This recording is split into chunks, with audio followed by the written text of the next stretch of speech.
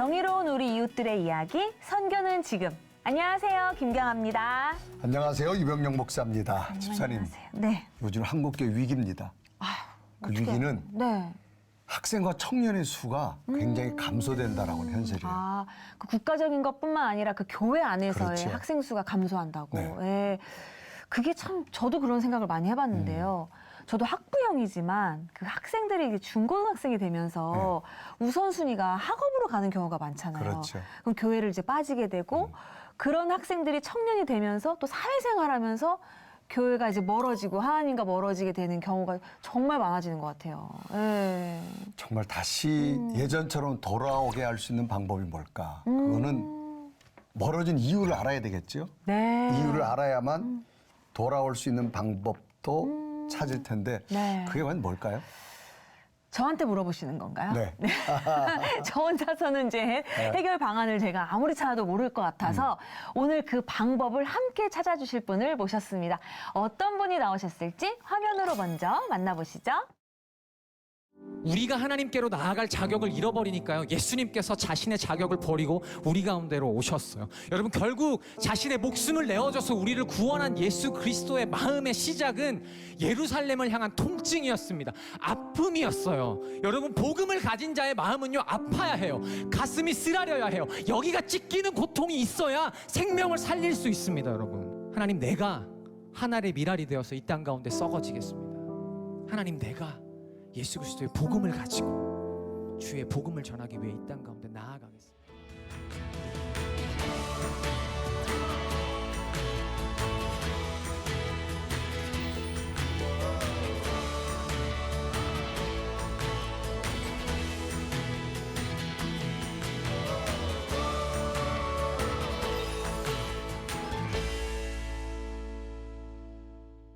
아이고, 안녕하세요. 안녕하세요. 아유, 반갑습니다. 반갑습니다. 네. 네. 선교사님, 우리 시청자분들께 소개 부탁드립니다. 네, 안녕하십니까. 저는 인투미션 대표 이다솔 선교사입니다. 반갑습니다. 반갑습니다. 아유, 네, 또 이렇게 분홍 스웨터까지 또 같이 네. 입으시고, 예, 산뜻하신데 이유가 있어요. MZ들한테 그렇게 인기가 많으시대요. 그래요? 네. 그 MZ들은 맛집 아니면 또 안 가거든요. 네. MZ들에게 아주 유명한 선교 맛집. MZ들의 아이돌. 아이돌. 아이돌까지요. 네, 좀 이제 과하게 붙여드려봤습니다. 네, 이다솔 선교사님인데 어떻게 제 그 표현이 적합하다고 생각하십니까? 아이돌은 잘 모르겠는데 선교 맛집이라는 표현은 처음 들어봤는데 너무 좋은데요. 선교 맛집 선교 맛집. 좋습니다. 네. 네. 같아요. 본명보다는 아마 네. 요즘은 닉네임이 많잖아요. 네. 그 닉네임 가운데 천국 나그네라고 하는 닉네임으로 하게 됐는데 어떻게 짓게 됐나요? 제가 예전에 블로그에 글을 조금 쓰던 때가 있었는데요. 그때 필명을 보통 정해요. 블로그는 네. 본명을 잘 안 쓰거든요. 네, 네, 네. 그래서 뭐를 할까 고민을 하다가 우리의 정체성에 대해서 좀 고민해 봤던 것 같아요. 우리가 육신이 이 땅을 살아가지만 우리가 속해 있는 곳은 결국 영원한 우리의 집은 천국이다 네. 라고 하는 이런 의미에서 우리는 천국에 속해 있고 이 땅은 잠시 나그네처럼 살다가 가는 사람이다라는 어떤 저에게 계속해서 주는 메시지 같은 거죠. 그러니까 너는 이 땅의 욕심이 아니라 하늘을 보자, 천국의 나그네다 해서 짓게 된 겁니다. 아니 근데 그 천국 나그네라는 그 닉네임이 그 영적인 뜻만 아니라 실제로도 그렇게 나그네처럼 네. 많이 다니시더라고요. 그 네. 국내에 계신 지가 얼마 안 되시는 거죠? 보통 네. 1년을 기준으로 하면 제가 국내에는 한 4개월에서 5개월 정도 있는 것 같고요. 네. 나머지 한 7개월 정도 되는 시간은 해외 선교지에서 보내는데요. 제가 지금까지 한 91개국을 다녀봤고 네. 비행기를 1년에서 한 80번에서 100번 정도 타거든요. 네. 그래서 선교지를 계속해서 다니는 이 사역들을 돌아보면 제가 그 이름을 말씀하신 대로 네. 천국 나그네로 지어서 하나님이 이렇게 사용하시는 게 아닌가 싶은 그런가 생각도 보다. 듭니다. 네. 그 계절 바뀌면 건강 관리며 시차 적응이며 이거 쉽지 않으실 것 같은데요. 네. 시차는 처음에는 조금 힘들었는데요. 네. 시차는 지금 괜찮아요. 진짜요? 이제, 네, 현장에 가서 바로 이제 일정이 있고 진행하다 보면 물론 조금 졸리고 피곤한 것들은 있지만 금방 적응이 되는데요. 계절은 네. 정말 쉽지 않습니다. 네, 이게 한국의 겨울에 여름 선교지를 갔다가 다시 겨울을 왔다가 하면 온도차가 보통 심할 때는 한 40도에서 50도 차이가 나요. 어머. 한국은 또 추울 때 뭐 영하 한 10도, 네. 영하 15도 이렇게 내려가는데 현장은 막 35도, 섭씨 35도 이렇게 더우니까 이제 계절이 변하는 거에서는 몸이 조금 힘들어하는 것 같아요. 그럴 수 있죠. 그렇습니다. 네. 천국 나그네. 나그네라서 이렇게 선교주 사역지를 다니는 것 같은데 이름도 굉장히 독특해요. 이 네. 다솔. 다솔. 어떤 의미가 있어요? 저희 특이하게도 이모부가 지어주셨어요. 아버지가 아, 아니고 네. 이모부가 지어주셨는데 다윗과 솔로몬 네. 네, 앞 글자를 따서 다솔이라고 하는 너무 들으셨을 때는 좋고 예쁘지만 네. 상당히 부담스러운 이름 갖고 살아가고 있습니다. 그래도 뭐 하나님 앞에 위대하게 쓰여진 자들이기 때문에. 네. 자, 이제 한국을 떠나서 해외 체류 기간이 많은데 주로 선교지를 하는데 올해는 어느 나라를 다녀오셨나요? 올해 지금 가장 최근에 다녀온 곳은 뭐 대만에 집회하러 다녀왔고요. 그 전에 필리핀에 또 청년들이랑 라면 끓여주러 갔습니다. 라면을 통해서 단기 선교를 하는 그런 또 선교의 하나의 형태를 만들어서 다녀왔고요. 네. 올해 태국도 다녀왔고 남아프리카 공화국도 다녀왔고요. 어이구야. 베트남도 다녀왔고요.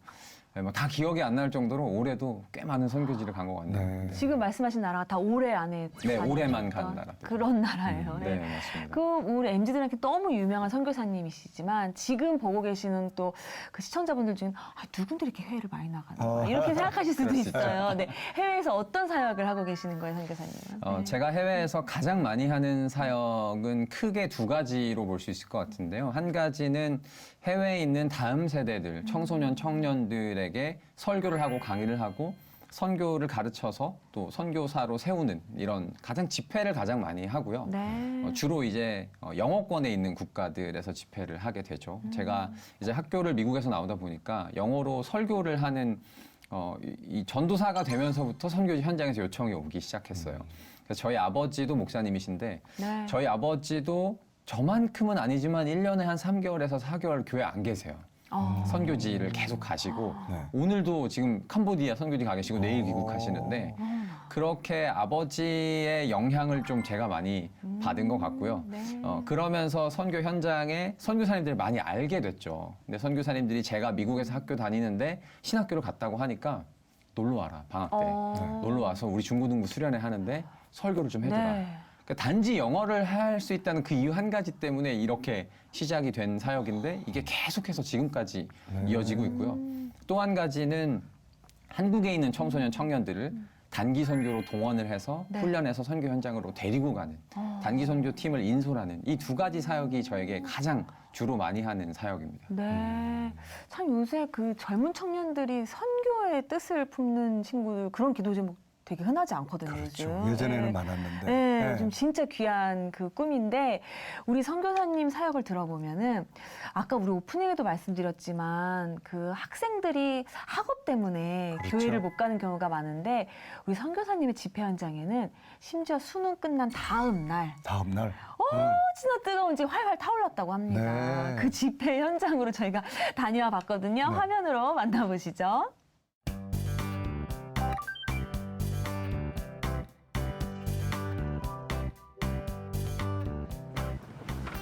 목사님 안녕하세요. 안녕하세요. 반갑습니다.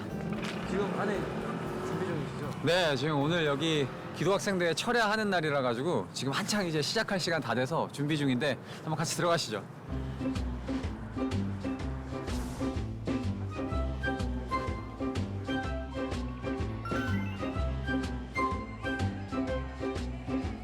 여기 1층에서 저희들이 스쿨처치와 관련된 프로그램들을 진행을 하게 돼요. 여기 기도학생대회 가장 중요한 게 바로 학교에서 기도 모임을 하는 친구들이라서 그래서 그 친구들이 모여서 학교 기도 모임에 관련된 이야기들도 나누고 또 기도 모임이 없는 곳에 대해서는 새롭게 할 수 있도록 도전하고 또 서로 기도 제목도 나누고 하는 이런 프로그램들이 여기 1층하고 지하 1층에서 진행이 되고요. 11시가 되면은 2층으로 올라가서 이제 예배하고 밤새 기도하는 철야 형태의 기도회가 진행이 되게 됩니다. 이제 아이들이 오는 지역들도 다 달라요. 뭐 경기권에서도 오고 멀리는 지방에서 오는 친구들도 있어서 그래서 그 친구들이 도착하는 시간들이 조금씩 다 다른데요. 지금부터 계속 도착을 하고 있어요. 벌써 도착한 친구들도 있는 것 같고요. 네. 솔직히 조금 위치가 저희 처음에 서울권으로 잡으려고 했는데 인천이어가지고 많이들 오시는 데에 주점이 있으시지 않을까 했는데 그런데도 이 눈도 오늘 하필이면 첫눈이 왔더라고요. 이런 날씨에도 발걸음해준 분들이 너무 많아가지고 저희 준비한 것들이 빛을 발할 수 있을 것 같아서 너무 잘 이루어질 것 같아서 기대가 됩니다.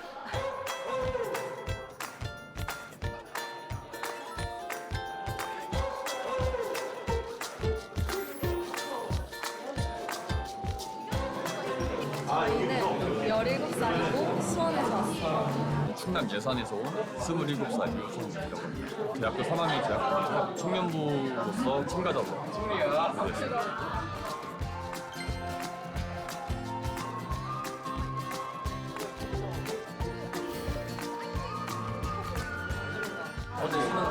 네, 어제 수능 봤어요. 일단 제가 이제 정시를 어제 성적이 나와서 오늘 진짜 준비를 하고 1월 달에 실기가 엄청 많거든요. 그래서 어떻게 해야 될지 조금 잘 모르겠는 것도 있는데 그래도 어쨌든 그 과정에서 또 내가 자꾸 내 힘으로 하려고 했구나를 또 알게 돼서 오늘 정말 그냥 모든 거 하나님께 맡기고 싶어서 기도하면서 정시 준비하려고 새롭게 힘 얻으려 왔습니다. 이제 수능을 쳤으니까 그거대로 이제 믿지 않는 사람들이나 믿는 사람들이나 모두가 행복해질 수 있는 길로 인도해달라고 하나님께서 또 그들을 또 하나님 앞으로 인도해달라고 그런 기도 제목을 가지고 왔거든요. 사실 학생들이 새벽 기도회를 접하기는 좀 어려운 환경이라고 생각을 하거든요. 오늘 이렇게 함께 모여서 기도하고 예배하는 자리를 통해서 학생들이 기도가 어떠한 것인지 또 하나님과 대화하고 하나님과 관계에 맺는다는 것, 하나님의 마음을 알아간다는 것이 어떤 것인지 오늘의 예배와 기도의 현장을 통해서 알 수 있었으면 좋겠습니다.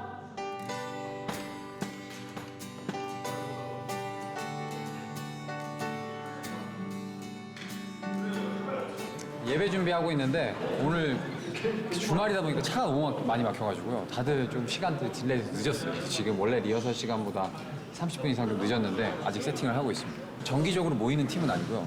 가끔씩 이렇게 필요할 때 프로젝트를 모이는 브리워십이라고 하는 팀이 있는데 거기 팀원들 같이 이번에 섬겨주기로 해가지고 다들 이제 뭐 직장 끝나고 퇴근하고 달려온 겁니다.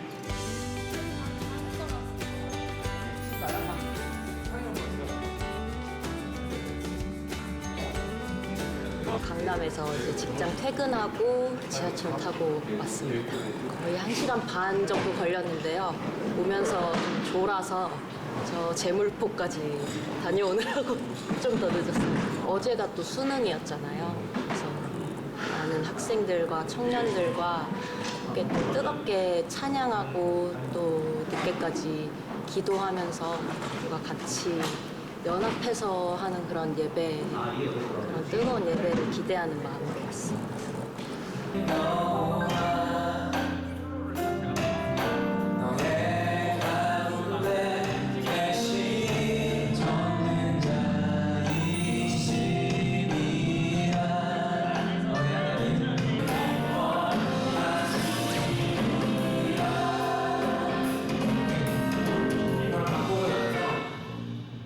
분위기가 진짜 너무 터지고 막 애들이 막 이렇게 가면 이 주님 뜻대로는 안 할 수도 있어요.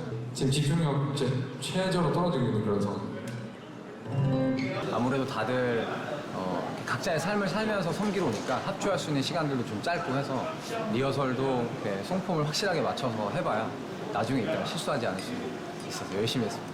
사실 뭐 작년에도 저희가 철야를 했었는데 저희들도 생각 이상으로 아이들이 밤새서 서로를 위해서 중보하고 기도하는 게 너무 좋았다고 얘기를 하더라고요. 그래서 이번에도 작년에 왔던 친구들도 오고 이런 기대감들이 있는 것 같아서 저희들이 할 수 있는 부분들은 뭐 최선을 다해서 준비하고 또 예배가 시작되고 나서 그 나머지는 또 성령의 인도하심 그 아래 또 다 맡겨드리고 우리도 하나님 앞에 온전히 예배하면서 나가는 그런 시간이 되기를 기대하고 있습니다. 저희가 지금 약속되어 있는 시간은 새벽 5시까지 저희가 첫 차가 다닐 때까지 기도하자라는 어떤 이런 컨셉을 가지고 철야를 하고 있어서요.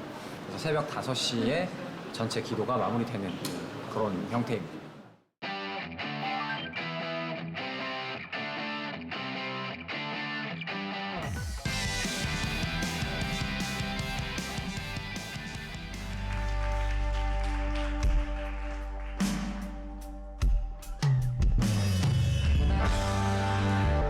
앞뒤 좌우에 있는 분들 한번 바라보시면 어떨까요? 교회됨도 중요하지만 더 중요한 것은 지금 이 자리에 함께하고 있는 우리 모두가 하나님의 교회가 된다는 것이 한번 찬양하겠습니다. 우리는 주의 움직임을 위한 자체입니다. 이곳은 주님을 위한 자리.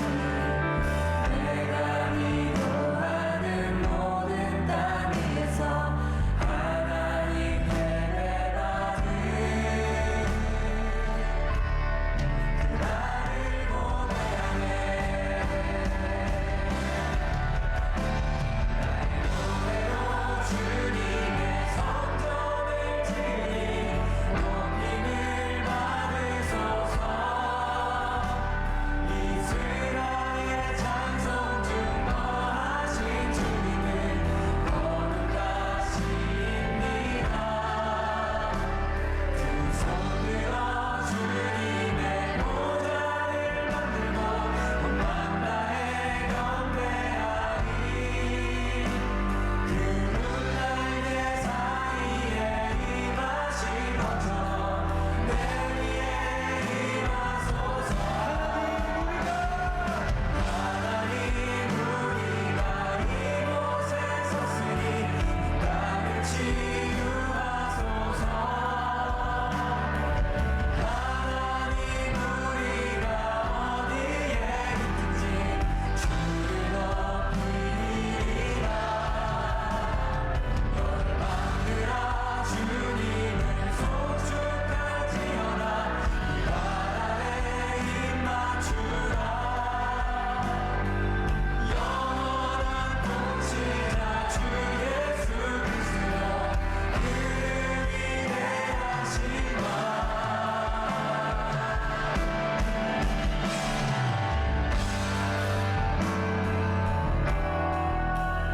온 열방 가운데 치유하시는 하나님을 찬양합니다.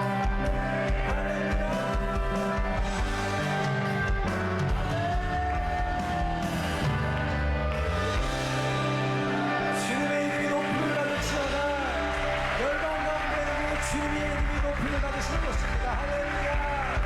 아멘. 주님이라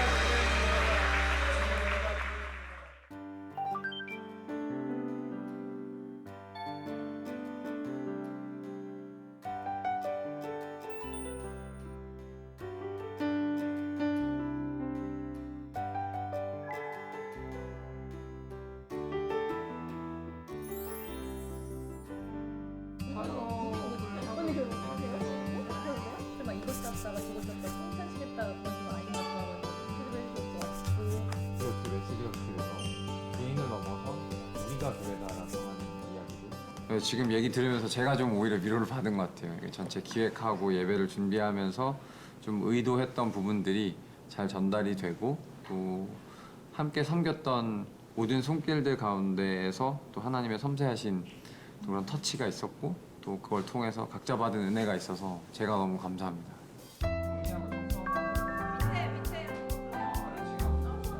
원래 처음에 올 때는 엄마가 용돈 준다고 해서 왔는데 이제는 좀 갈 때는 그래도 뭔가 원래 같았으면 그냥 멍 때리다 갔을 것 같거든요. 근데 기도 제목 그거 말하고 사람 주변 친구들이랑 선생님들이 기도를 해줘서 네, 많이 도움이 됐던 것 같아요. 그래서 부담 줬던 것 같아요. 친구들 밤 샜는데 어때 피곤하지 않아요? 안 피곤합니다. 하나님과 함께여서. 이제 세상으로 나아가잖아요. 네. 좀 어떻게 달라졌으면 좋겠어요? 저의 언행이나 행동이나 저의 삶 가운데서 하나님이 묻어나게 기도드립니다. 채연이처럼 살겠습니다. 하나, 둘, 셋. 안녕히 계세요. 아, 믿기지가 않아요. 네. 저는 사실 보고 나서 예배 후에 보면은 얼굴이 다 상했네요라고 하려고 했거든요. 근데 예배 전 그 화면보다 오히려 더 화제가 밝아지고. 있고 아이들이. 네. 근데 사실 수능 마치고는 경험해봤지만 밤새 놀아야 되거든. 또 그런 맛도 있는데 또 저기서 또 밤새 전심으로 기도했다는 게 제가 너무 도전이 돼요. 네. 그게 사실이라는 게 믿기지가 않아요, 선생님. 저도 처음에 네. 기획을 하면서 이게 철야의 컨셉은 작년부터 시작이 됐어요. 원래는 대형 집회로 하다가 우리가 조금 더 본질적인 부분들을 한번 고민을 해보자. 어떻게 할까.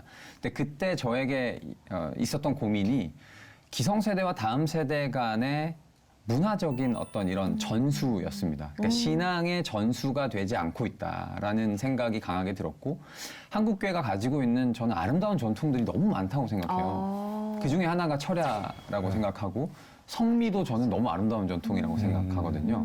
우리가 먹을 양식에서 나눠서 목회자들과 또 가난한 자들을 위해서 나눈다고 하는 거는 저는 아주 기독교의 본질적인 문화라고 생각하는데 이 밤새워서 기도하는 것이 우리에게 언젠가부터 사라져 버렸잖아요.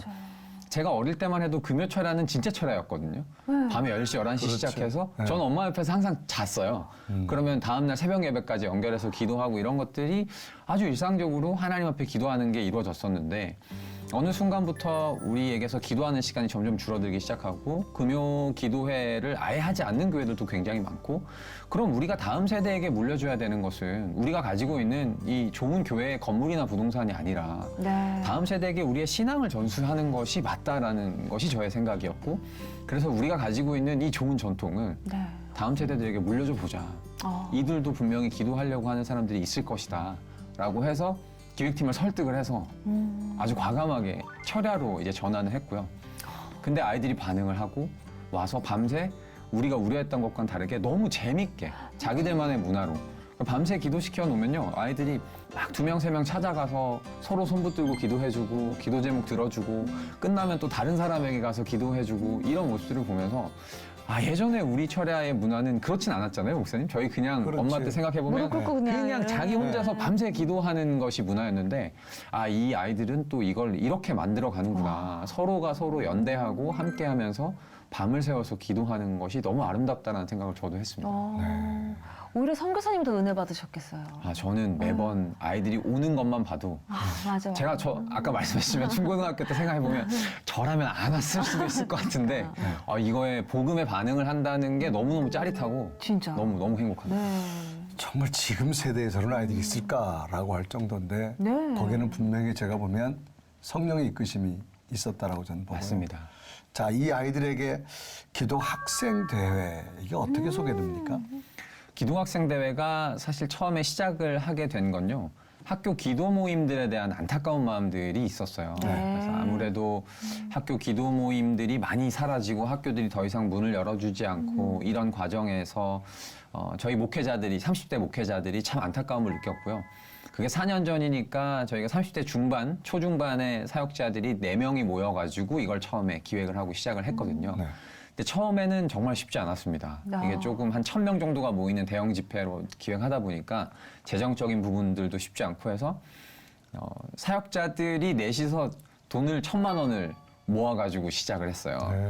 근데 열어주시는 교회도 있었고 또 그때 왔던 찬양 사역팀이나 정말 사례 없이 그냥 와서 함께 섬기고 이런 마음들을 모아주셔서 시작이 됐고요. 그게 온라인 시절에도 저희가 계속해서 온라인으로 기도학생 대회를 진행을 했고요. 그리고 나서 이제 철야로 전환을 해서 올해까지 이제 진행을 했는데 저희는 그래요. 이 모임을 통해서 학교에서 기도 모임을 하는 친구들은 외롭거든요, 되게.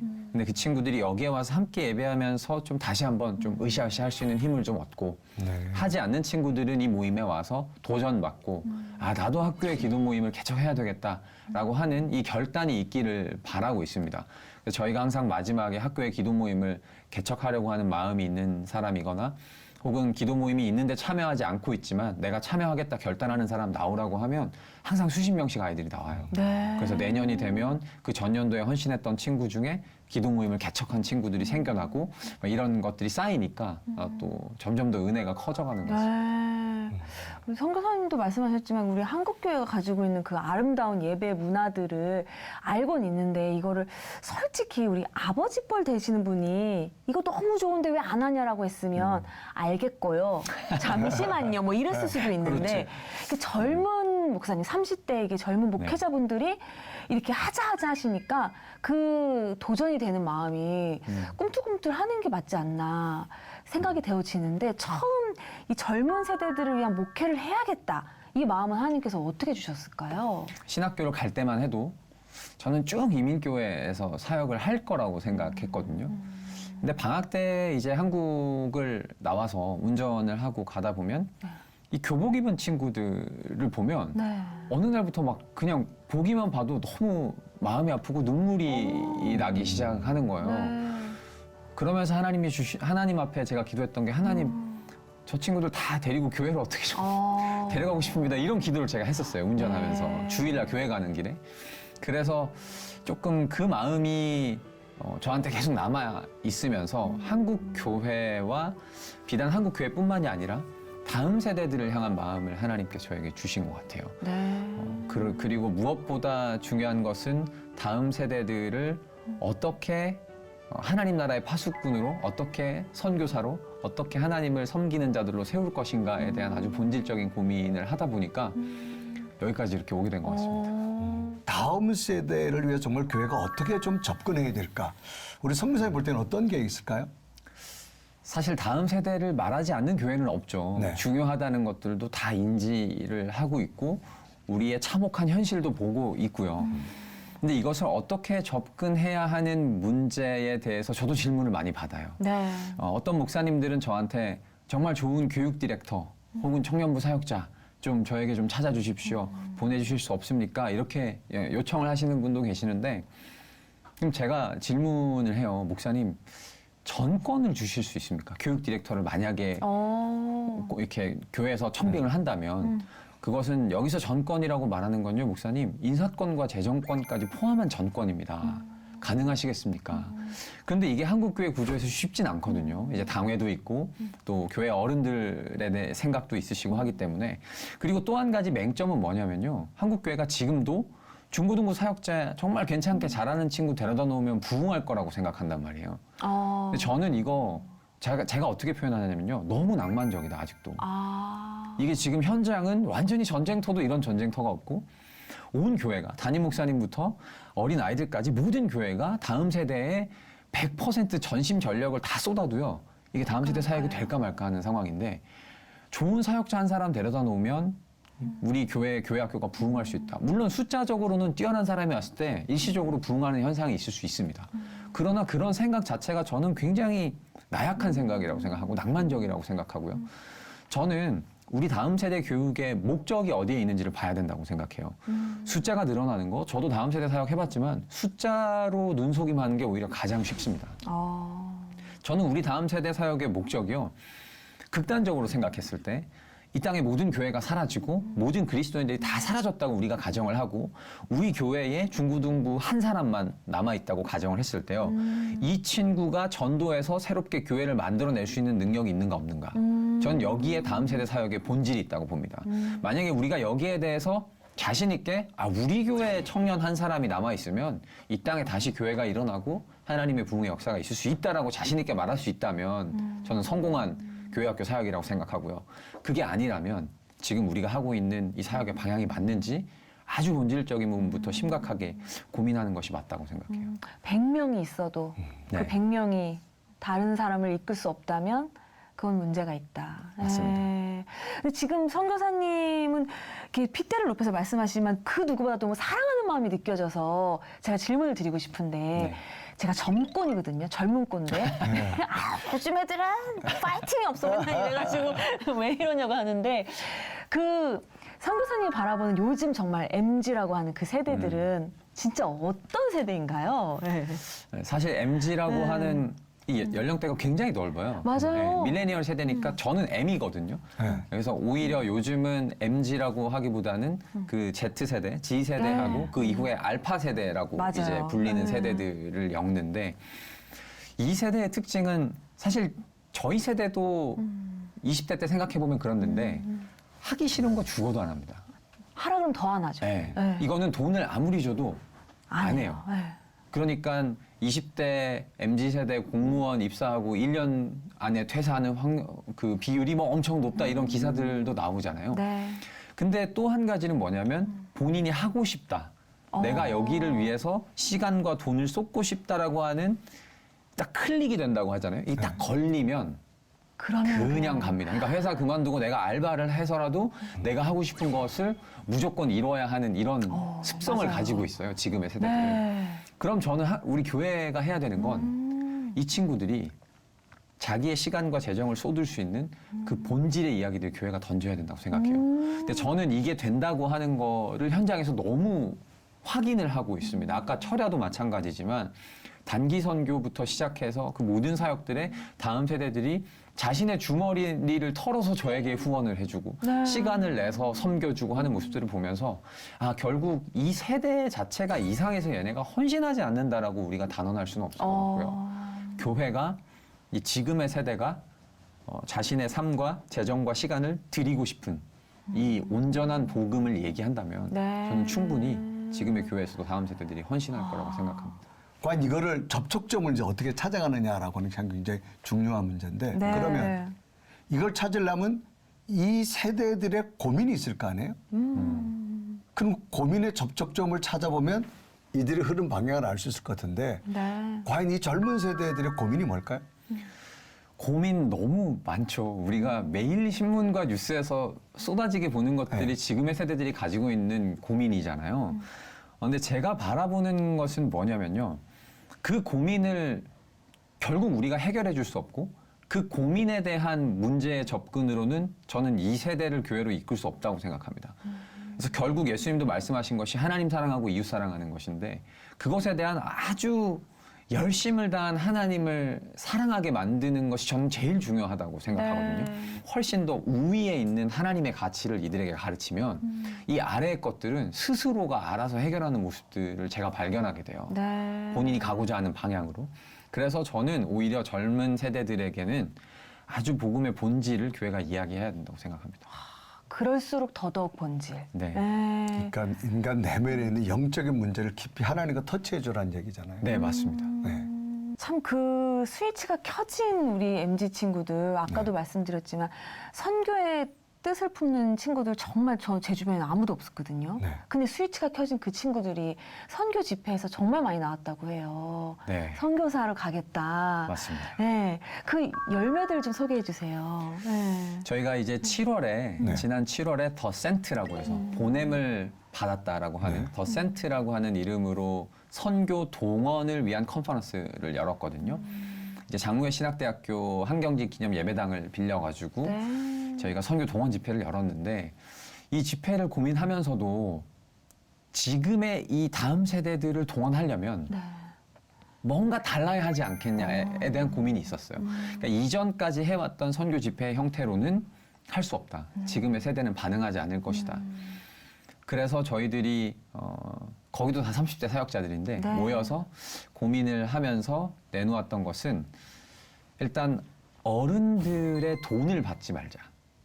예전에 집회나 컨퍼런스들 보면 포스터에 어른들 사진이 한 20명, 30명 정도 들어가잖아요. 그래서 뭐 대회장, 공동대회장, 상임대회장 뭐 이렇게 후원, 이름이 쫙. 왜냐면 그분들이 다 후원을 해주셔야 운영이 되는 구조거든요. 보통 이런 집회를 하면 돈이 뭐 수천만 원이 들어간단 그렇죠. 말이죠. 근데 저희는 그거를 일단 하고 싶지 않았어요. 그걸 하지 말고 정말 청년들에게 온전히 선교의 이야기를 직접적으로 제대로 할 수 있는 그런 컨퍼런스를 만들자. 그래서 밥도 안 주고 숙박도 제공하지 않는데 회비가 55,000원이었습니다. 이틀, 금요일 저녁 집회 그리고 토요일 날 하루 종일 선교를 하는데 55,000원을 내고 청년들을 모아보자 했는데 한 700명 정도가 왔어요. 저희도 정말 깜짝 놀랐어요. 사비를 내고. 네, 본인이 회비를 내고 왔고 그리고 준비하면서 저희가 생각했던 것은 두 가지 목표를 가지고 하자. 뭐 사람이 몇 명을 오든 그건 중요하지 않고 첫 번째 목표는 우리가 내보내고자 하는 단기 선교 5팀. 요 5팀 최소 한 팀에 6명이 되면 내보낸다. 그래서 요 5팀 다 내보냈으면 좋겠고 그리고 한 명이라도 하나님 앞에 이 평생 선교사로 제가 선교사 하겠습니다. 헌신하고 나오면 우린 성공했다. 정말 하나님 앞에 영광이다. 그랬는데 이 5팀이 다 채워졌고요. 40명이 단기 선교를 나갔다 왔어요. 그리고 선교사 하겠다고 헌신하고 나온 청년 청소년들이 50명이 나왔어요. 그 자리에서. 굉장히 많이 나왔네. 저희들도 정말 깜짝 놀랐습니다. 그 준비하는 과정도 너무너무 힘들었고 그 예배도 쉽지 않았거든요. 이 선교를 동원하니까 이 사단의 방해가 정말 엄청났습니다. 저도 개인적으로 너무너무 힘들었고 예배를 드리는데도 쉽지 않은 제 안에 마음들이 있었는데 나오십시오 했을 때 그 50명이 그 복도로 걸어 나오는 딱 그 모습을 딱 보는데 그 매여있던 제 안에 매여있고 힘들었던 그 모든 것이 풀려지면서 그 기쁨과 벅참과 자유함과 그런 하나님의 그 영광을 보게 된 그 순간이 저는 지금도 잊을 수가 없습니다. 진짜 그야말로 순수한 진짜 초코파이 하나 안 줬는데 그냥 손 든 거 아닙니까? 맞습니다. 누가 요구르트 하나 안 줬는데 네. 얼마나 희열이 넘치셨을지. 우리가 수레를 보면 네. 교회에서 돈을 대주고 가라 그래도 안 가는 거거든. 맞습니다. 네. 그런데 여기는 개인 비용 아닙니까? 네. 밥도 안 주고. 안 주고. 잠도 안 재워줬대. 야. 그러니까 정말 아까도 말씀하신 정말 순수한 네. 순수한 내가 정말 동원되는 기쁨을 누리겠다는 거 아닙니까? 맞습니다.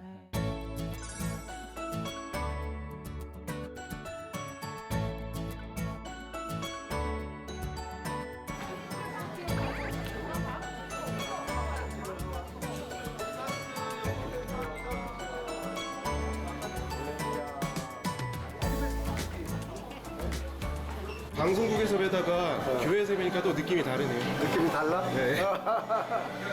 교회에서는 또 데뷔하는 성도들끼리 인사하고 오늘 또 이제 주일이니까 행복한 신앙생활, 행복한 삶을 만들어줘야 되니까. 네, 어서 와. 아이고.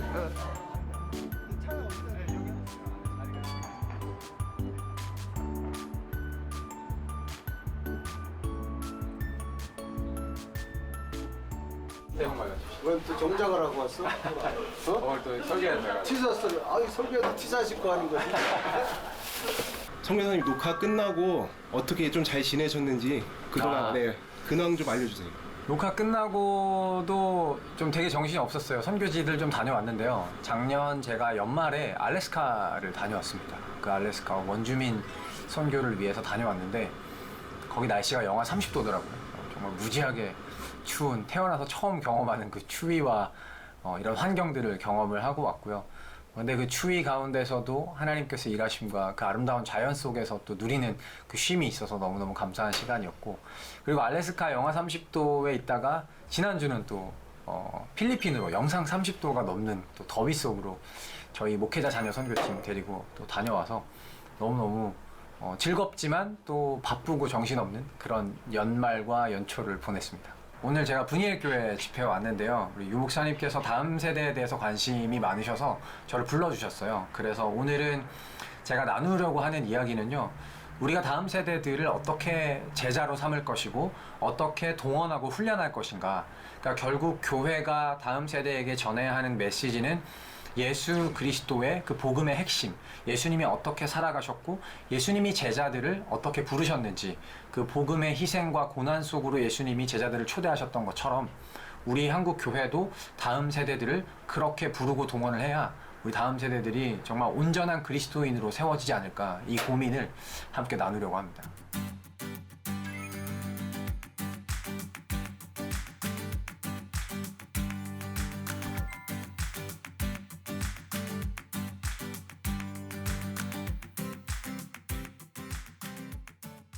복음 들고 여행하며 복음을 전하는 전방위 교육 선교사 인투 미션 대표이시고요. 다음 세대를 보며 눈물을 흐르시는 우리 이다솔 선교사님 말씀 전해 주시겠습니다.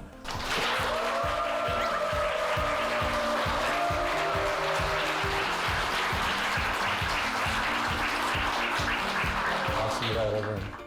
말씀을 듣고자 하는 열망 얼마나 대단하십니까? 제가 행복한 때 생각해보면 부흥회 하면 그냥 지금 교회나 주변으로 1000명까지 사람들이 계속 들어쳐가지고 부흥회 사람들이 모여 그랬던 기억이 나거든요.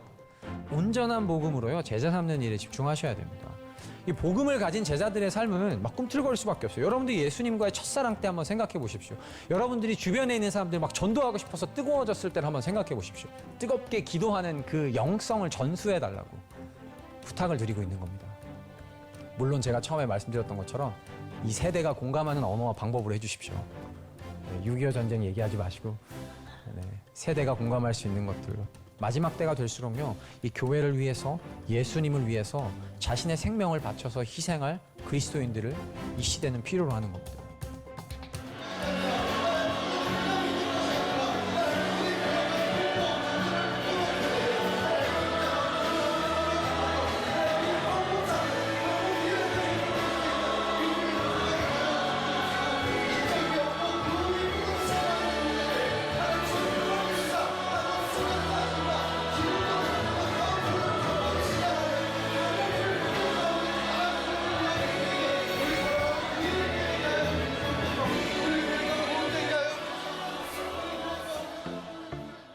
네, 저는 청년부 회장으로 이 예배에 참여하게 되었는데 20대인 저조차도 아이들을 데려오려고 교회에 데려오려고 할 때 감언 이설로 이제 꼬시지 않았나. 그러니까 근데 아이들은 진짜 복음을 원했다는 그 선교사님 말씀이 너무 인상 깊었고 항상 어른들의 시선에서 보는 예배만 생각했는데 이제 아이들과 청년들이 중심이 돼가지고 그쪽 시대 언어로 말씀하는 그게 중요하다는 거를 듣고 공감을 많이 해서 저희 밑에 애들을 어떻게 대해야 되며 그리고 또 저희가 어떻게 사역을 해야 되는지 방향성을 알게 된 것 같아서 너무나 좋은 계기였던 것 같습니다. 아, 할 수 있구나. 막연했던 것들이 자신감을 좀 받았고요. 이 부분을 우리 아이들과 함께 예배를 같이 드렸기 때문에 함께 고민하고 기도하고 또 함께 할 수 있었으면 좋겠습니다.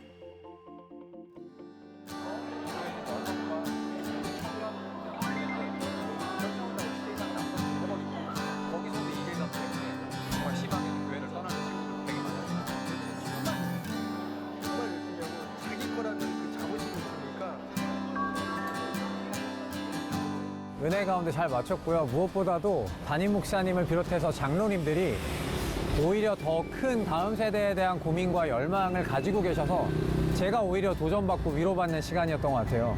성도님들도 다음 세대에 대한 고민들을 가지고 계신 게 느껴졌고 그래서 온 교회가 다음 세대에 대해서 관심을 갖고 있는 것 같아서 제가 오히려 이 교회를 조금 더 기대하게 되고 다음에 혹시 제가 방문하게 됐을 때 다음 세대가 부흥하게 될 것 같은 그런 기대감을 가지게 되는 그런 시간이었습니다. 짧게는 저는 이제 다다음 주에는 대만에 있는 청년들 수련회 강사로 가게 되고요.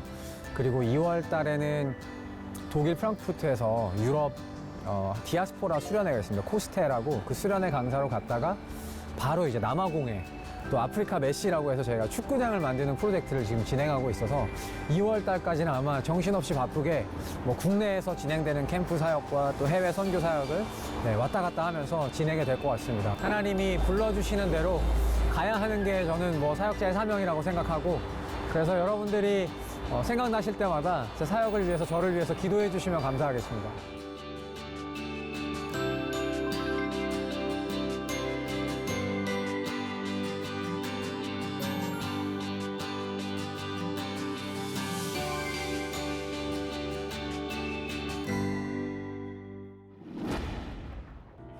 눌림과 압박과 이런 거를 어릴 때부터 겪고 PK들이 잘하는 거죠. 저희 아들도 학교 가면은 가만히 있고 싶은데 너무 엄마 아빠가 개그맨인데 가서 춤 좀 춰보라고. 그런 개념을 좀 생각해 봤어요. 네. 선교는 사역이기보다는 훈련이라고 생각하거든요. 교육이라고 생각하거든요. 필리핀 라면 특공대. 이게 선교팀 타이틀입니다. 가고 싶다. 좋게 말하면. 근데 또 동시에 약간 좀 똘끼가 좀 있습니다. 이렇게 뭔가 꽂히면